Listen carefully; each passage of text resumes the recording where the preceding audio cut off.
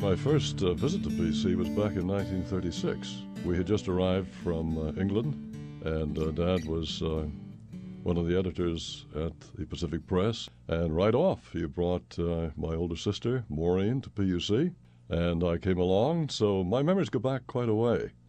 It was, and is, just a beautiful place, and I thought it would be nice to go to live here for a while, even if there wasn't a school. I came as a freshman in 1952, and I graduated in 1956.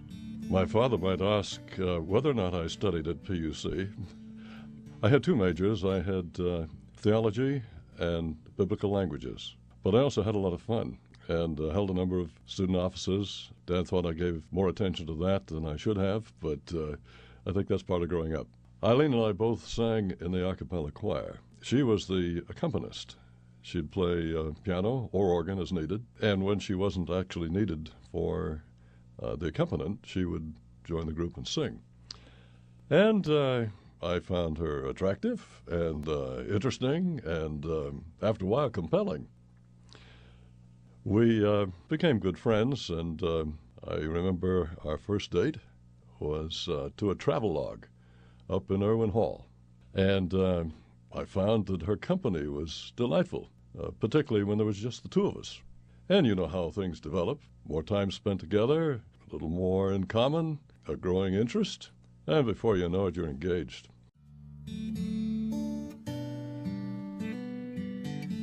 There were quite a number of differences, and also some important samenesses. Men and women entered the cafeteria from separate doors, and the tables were made up of men and women alternating around the table.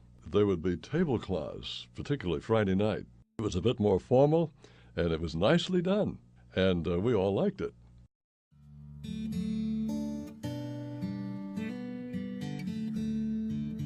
Certainly one of the things that's the same is excellent education.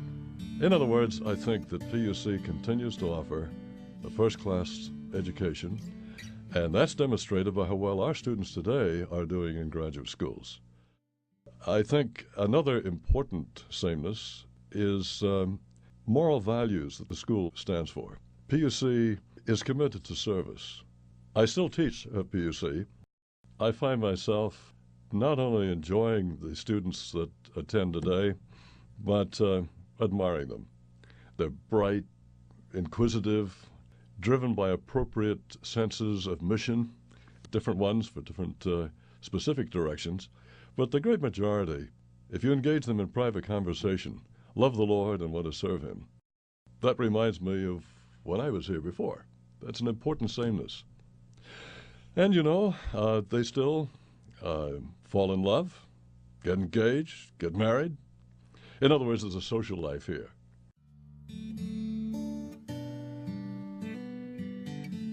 PUC has become a home. I've lived in a variety of homes all around the nation. But PUC's home. I used to feel that way when we'd drive up as just a boy late at night. But I always felt that I had come home when I'd wake up. Dad, was driving, and I would see the campus. I knew we were here. I liked coming back to PUC. It was home.